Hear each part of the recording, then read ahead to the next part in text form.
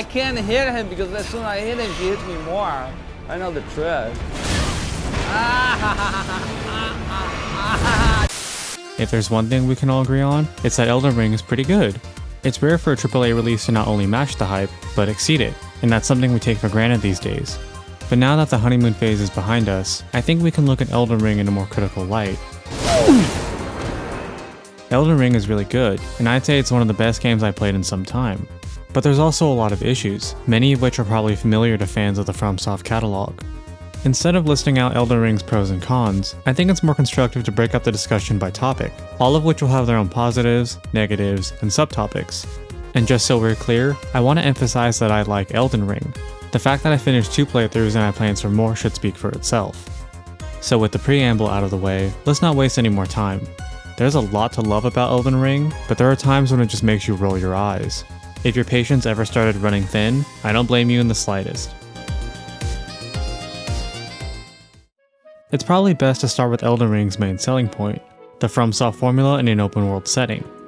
One of my biggest fears with this game was yet another bland open world, and I'm so glad that wasn't the case. The sense of exploration in this game is honestly out of this world, and it feels like there's always so much to do or see in every area.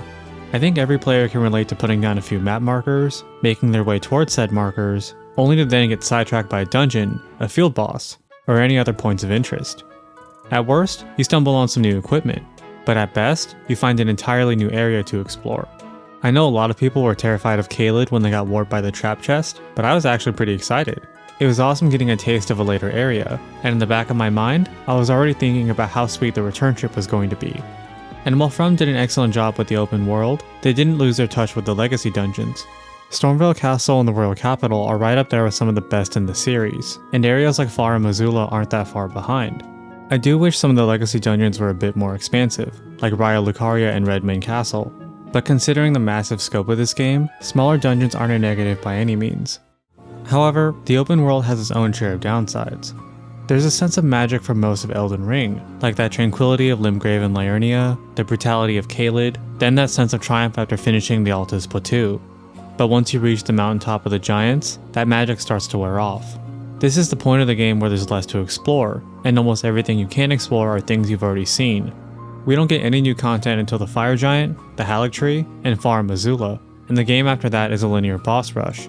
I know it's weird to say that a game is too big, but it really feels that way with Elden Ring. It starts to overstay its welcome by the last third, and if the game were trimmed just a little bit, it'd still be an awesome experience. It's not like we needed more catacombs, another hero's grave, or another godforsaken tree spirit. There's a saying that a good movie or show never feels longer than it needs to be, and I'd say that applies to games as well. DS1 is notorious for its late game decline, and Bloodborne has a slight dip later on as well. And sadly, Elden Ring is very similar in this regard. The late game does have its moments, especially with the bosses, but it doesn't come quite close to that magic early on.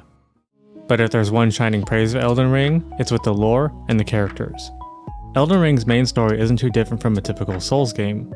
The world is messed up, and it's up to some jabroni to fix it, however they see fit. But what really stands out are Elden Ring's characters. While the lore and themes are standard FromSoft fare, Elden Ring is all about these complicated personal relationships. There's so much to unpack when you look at characters like Mekkah, Renala, and Ranni, and as you learn more about these characters, you can see how their messy histories shape the lands between. And the strong character writing extends to the NPCs as well. From's always been good at creating memorable characters, but most of the issues stem from how the player learns about them.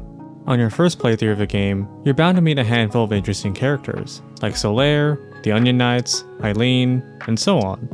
Then, you'll play through a game again, or dive into each game's lore, and you'll learn about even more characters, like Zuli the Witch, or the Yosefkas, all of whom are really interesting. But as interesting as they are, you usually have to go out of your way to learn about them. But then we get to Elden Ring, and instead of only learning about a few characters, we learn about dozens of them. Alexander, Nephili, Roderica, Millicent, the list can go on and on and on. Hey man, are you seeing this beautiful morning? The Lands Between feels truly lived in, with memorable characters that undergo their own journey alongside yours. And you can learn about most of these characters on your first playthrough and without having to become a lore master. How neat is that? Having said all that, this brings up another issue, and it's something you've definitely felt in the other FromSoft games: the quest design. From's quest design has always been rather cryptic. They don't spell out what you need to do, but you can figure it out eventually. And if you don't figure it out, it's usually okay. It feels as if your actions, or lack thereof, have an actual, tangible impact on each game. But the quest design has always been a bit of a double-edged sword. If the hints are too cryptic, there's a good chance you'll fail to progress a questline, leaving a character's fate or story unresolved. And if you're really invested in a character, the games are short enough to where you can try again next time. From's quest design is usually something you just got used to, almost to the point where you can expect to fail most questlines the first time around. But while the quest design is tolerable in other games, the issues are exacerbated in Elden Ring. Because the game is much longer, there's a good chance you'll meet someone, then 20 hours go by and you'll completely forget about them. Her? Not to mention that some questlines are still hard to follow, even if you pay attention. For example, Nephi's quest strikes me as one that's tricky to complete blind, while Alexander and Millicent are examples of characters you might not find again for hours at a time. I've always liked how From doesn't spell out what you need to do, but there is such a thing as being too vague, especially in an open world game, where it's very easy to lose track of what you need to do and who you meet. Next, the gameplay. I'll start off this section by saying that Elden Ring's gameplay is really, really good. I went back and played a little DS3, and Elden Ring feels like a true evolution to classic Souls combat. In past games, spamming R1 became the dominant strategy, since it was the safest and most effective option for most players. But Elden Ring introduces something called the stance system, which is similar to how posture works in Sekiro. Every enemy and boss has an invisible stance meter, and as you attack them, that meter fills up, which breaks their stance and causes them to stagger.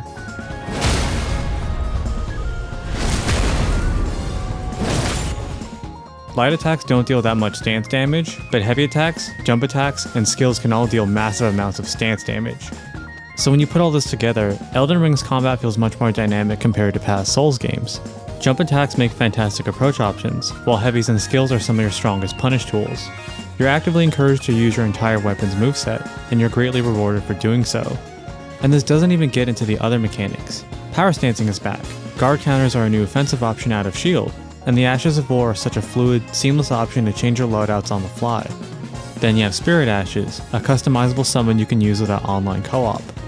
Or the Wondrous Physic, a customizable Estus that can be whatever you need it to be. And when you put all of these mechanics together, baby, you've got a stew going. Elden Ring is easily the most customizable and accessible FromSoft entry yet. If you have ideas for weird and wacky builds, chances are you can make them happen. However, there's a catch. Elden Ring has a ton of options available, but later on, it becomes apparent just how viable some of those options actually are. See, Elden Ring continues a trend we've seen as early as Dark Souls 1. Ever since Artorias of the Abyss, the series has slowly gotten faster and more aggressive. This isn't a negative by any means, but it did cause some side effects as the games continued. For example, roll spamming is very prevalent in DS3, since some enemies and bosses can wombo combo you into oblivion. Elden Ring enemies are roughly on the same speed as DS3, give or take, but the issue is that we, the player character, are slower. When I went back and played DS3, I could tell right away that our player character was faster. I know the comparison on screen isn't ideal, and it requires much more extensive testing between Elden Ring and Dark Souls 3, but hopefully you understand what I mean. If you go back and play DS3 yourself, you might be able to notice the player character speed as well. And it doesn't help that the Tarnished is a true Flask enjoyer. They really seem to savor every last drop. So when you look at Elden Ring, the Tarnished is a little slower than the Ashen one, but they're fighting enemies who are roughly as fast as DS3's enemies. Remember what I said about using your entire weapon's moveset? Well, depending on your weapon, that's no longer an option. You might have noticed that a lot of footage is me spamming jump attack, and that's because for heavier weapons, that's one of our best options later on. There are times you can get away with other attacks, but it depends on your weapon. I did try to experiment with other attacks, but in most cases, I usually just got punched in the mouth for it. It was always safer to punish with jump attacks. And the thing is, not every weapon feels like this. I had faster weapons on hand so the combat wouldn't get stale, and whenever I swapped to them, it was like I could feel the weights come off. Now, I could use more options besides jump attacks, and I felt fast enough to weave in and out and make the most out of those minute openings. And it was really fun. In some boss fights, it almost felt like this was the way the game was meant to be played. That obviously isn't true, but still. When I used faster weapons, it felt like I could engage with the mechanics of the game. There are many bosses and enemies that will punish you on a dime, and depending on your build and weapons, you need to resort to spamming your most powerful tools to even the playing field. That could be your Ashes of War, your Spirit Ashes, or in my case, jump attacks. While I prefer a faster game speed, I actually don't mind Elden Ring being slower. I like how our attacks actually have weight to it, as if you can feel the heft of your weapon with each swing. And I like how a lot of the early to mid game allowed you to experiment. Like, I was surprised at how often you could punish with the charged heavy, or how good some of the skills were. But as the game ramps up, that simply doesn't work anymore.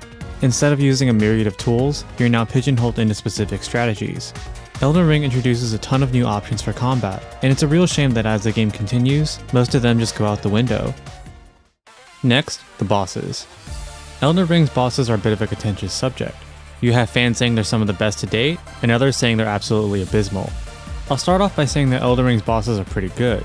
I was originally very lukewarm on the bosses, and in some ways, I still am. But if you look at Elden Ring and compare it to its peers, base game to base game, it isn't that much worse than the others. For every nameless king, there's an ancient wyvern just around the corner. That's just how it is with every entry. If I were to rank Elden Ring's bosses compared to the others, it would look something like this.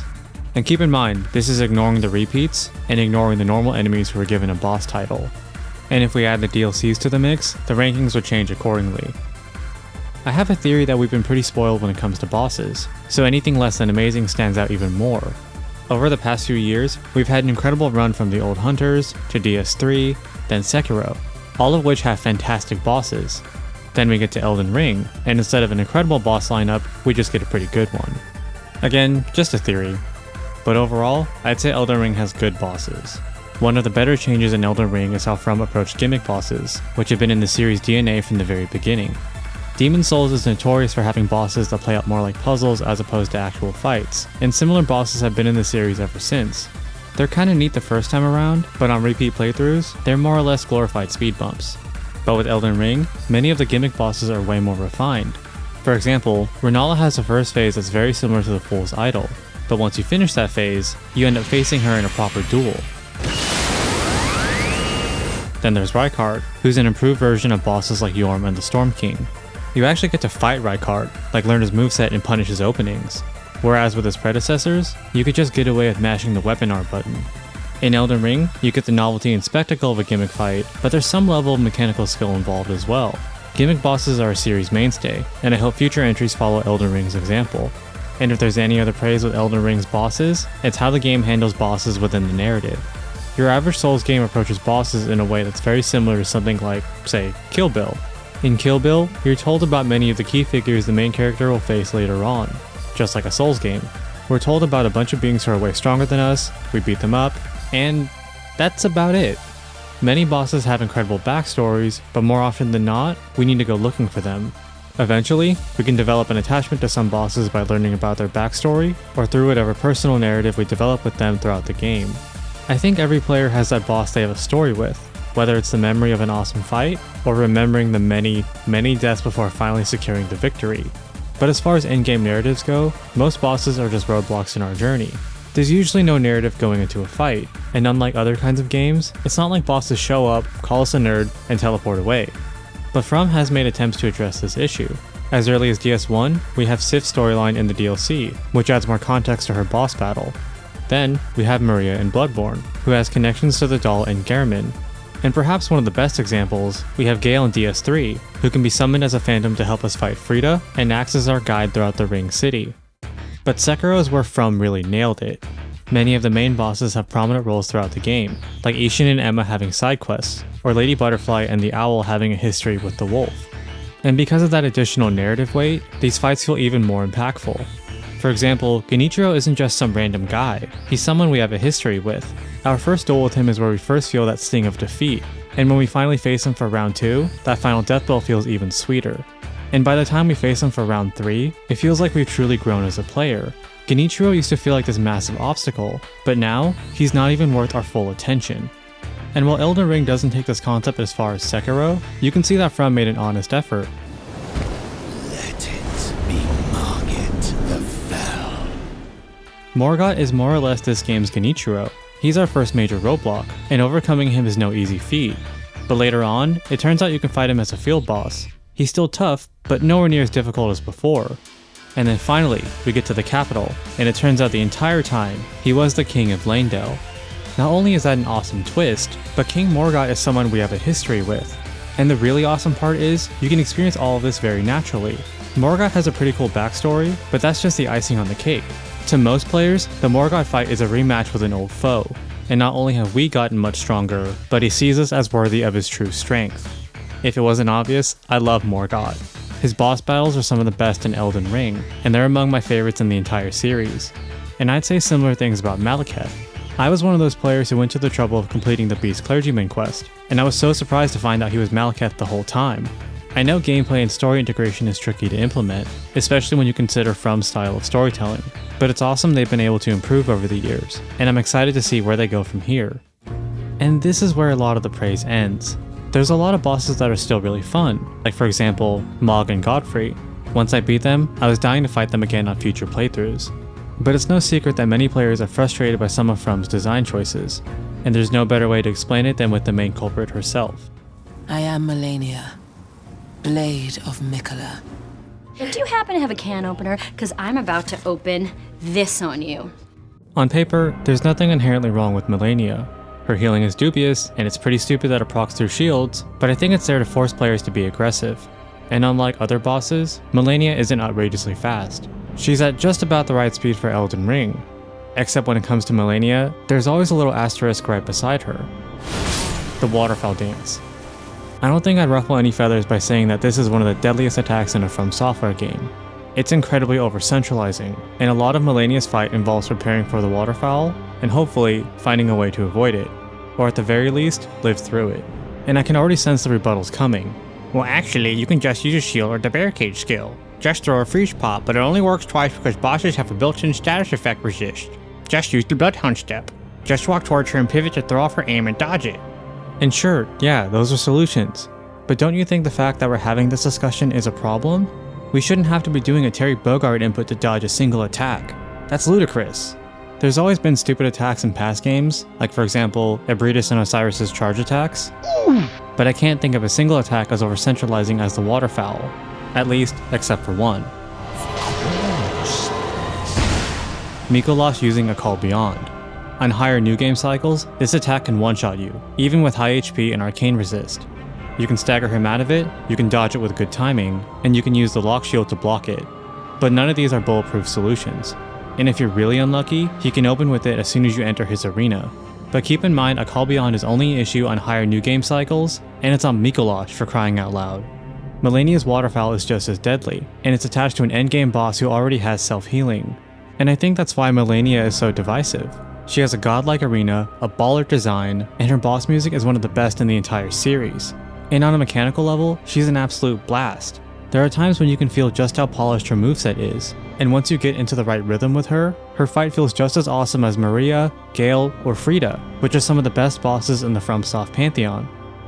Then you see her rise up for the waterfowl, and you evaluate every life decision you've ever made up to that point. I think a majority of Melania's complaints would go away if the waterfowl just wasn't so brutal. And a lot of the issues are only really with the first flurry. The second and third flurries are totally dodgeable, and it actually feels pretty cool once you get the timing down. If the tracking and duration of the first flurry weren't so insane, then the waterfowl would be way more balanced. In past interviews, From's expressed that one metric they use for a game's difficulty is whether or not Miyazaki can play through the game by himself. And this makes me curious as to what exactly is the intended defense against the waterfowl.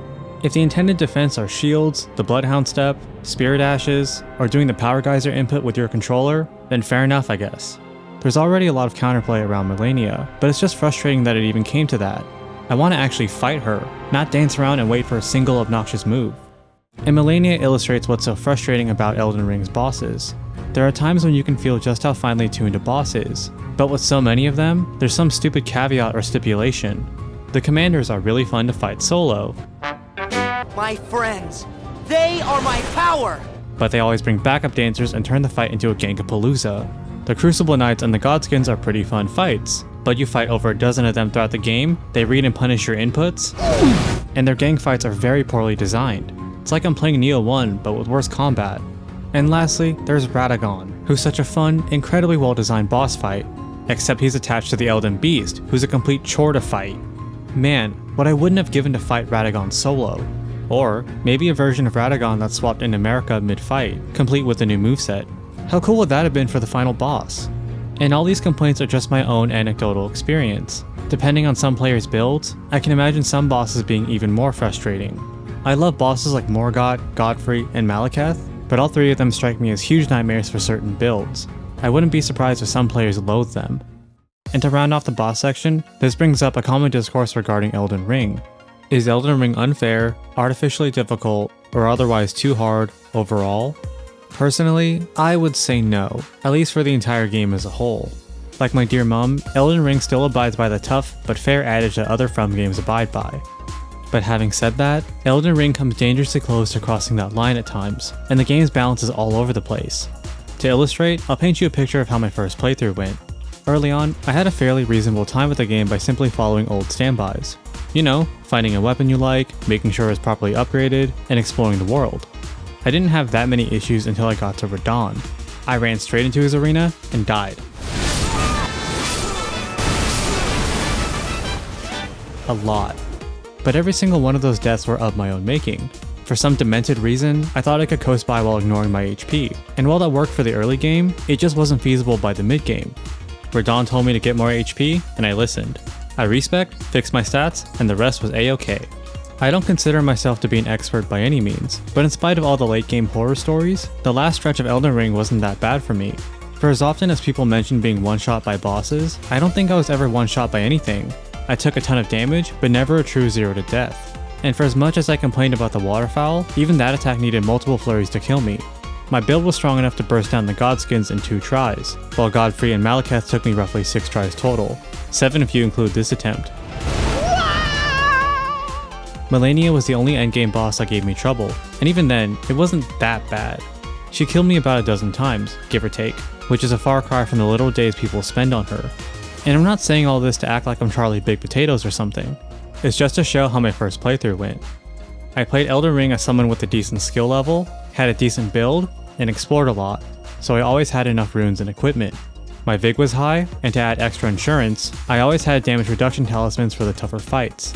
I was prepared for just about anything. So, that's why my stance is that Elden Ring isn't too hard, assuming you optimize a bit. But you see, that's the problem. What if Elden Ring is little Timmy's or Mima's first Souls game? Or what if you're a veteran going in blind with some sort of jerry-rigged chimera of a build? Or what if you just don't level your Vig? In other FromSoft games, you can get away with wacky stat spreads or minimal HP, assuming you're confident enough. You might struggle, but at the very least you can finish the base game. But with Elden Ring, you're almost expected to level HP close to soft caps, and do your best to optimize builds and loadouts. And I think this is a byproduct of how an open world interacts with From's design philosophy. It's one thing to balance a small-scale or linear game, but balancing an open-world game is another story altogether.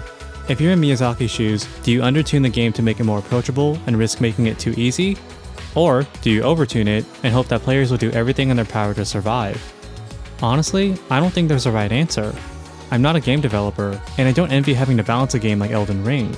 Elden Ring seems to opt for the overtuning approach, and there's nothing inherently wrong with that in principle. Games like the Neo series and Kingdom Hearts 2's Critical Mode are both examples of games that push the player and force them to use every mechanic to their fullest potential. And when we circle back to Elden Ring, the late game gives out runes like candy. Holy burst! Like it got to the point where I didn't even know what to do with them anymore. And in addition, players have the option to respec literally dozens of times. So when you factor in the high experience, plentiful respecs, and defensive tools like talismans, buffs, and spirit ashes, players have less and less excuses as the game continues. But the truth is, Elden Ring is an open world game, and everyone's experience will be radically different. Some players will have an experience like mine, where it's fairly manageable, but if you don't do something as simple as level your Vig, then you might be in for a very rough experience. There's a lot of fans who look at Elden Ring and cry artificial difficulty, and while I don't quite agree, can you honestly blame them? Gang fights with bosses who weren't designed to be fought solo, a slower player character relative to the game's speed, and a late game where everyone and their mother hits like a truck. There are times when Elden Ring just straight up isn't fun, and depending on your experience, I wouldn't be surprised if it starts to wear you down. The silver lining is that maybe it's a one-off issue. If you fast forward and see the same issues in Elden Ring 2, Bloodborne 2, or any other new IP, then, and only then, can we look back at Elden Ring and say that yes, this game is the one that started a series of frustrating difficulty trends. But the reality is that we aren't there yet. Elden Ring is still really young, and it's going to get support for some time. A lot of people have already voiced their complaints, and even if the game isn't adjusted too much, players are already optimizing their playthroughs. There's a good chance that by the time new players pick up the game, we'll have a much better understanding of what strategies work best, even if it's as simple as level Vig, explore, and respec if you have to. I do hope Elden Ring gets more balance updates, but if not, we'll manage somehow. So, I know a lot of this was more critical of Elden Ring, and I want to stress that it's not coming from a place of ill will. There's honestly so much to love about Elden Ring, and you should never let one person's perspective change how you feel. This game is a lot of people's new favorite entry, and I couldn't be more happy for them. That said, while I fully admit that I liked Elden Ring, I didn't love it as much as others did. It's one of the best games I played recently, but if we're being real, it's probably not even the best game I played this past year. If you're curious about my personal FromSoft ranking, this is where I'd rank Elden Ring, base game to base game. Obviously, if you include the DLCs, the ranking would change accordingly. Playing through Elden Ring felt like seeing From at their best, as well as their worst. It hits many of the same highs as past entries, and in some ways, surpasses them. But at the same time, you can tell From has fallen into similar pitfalls they've fallen into before. Poorly designed late games, repetition, questionable design choices. If you played a Souls game, you know what I'm talking about. Everyone remembers Dark Souls after Honor Londo, or Bloodborne's Chalice Dungeons. And with Elden Ring, the more things change, the more they stay the same. You can't keep getting away with this! Wayne June always says that overconfidence is a slow and insidious killer, and I'd say overambition is a close second or third. Ambition can run wild if left unchecked, and Elden Ring is a great example of that. The team really gave it their all, and you can feel that passion throughout the game. But in the end, their ambition exceeded their grasp. Elden Ring is a classic FromSoft experience, for better and for worse. Having said all that, my hope is that this is just the beginning. Historically, From's DLCs have always been the best parts of the game, complete with more creative level design and absolutely sublime bosses. I'm fairly certain Elden Ring will get an expansion, but then again, you never know. If Elden Ring receives a killer expansion or two, I wouldn't be surprised if that tier list of mine changes. For all its faults, Elden Ring is a fantastic addition to the FromSoft catalog, and I'll always be excited for whatever Miyazaki and the team have up next.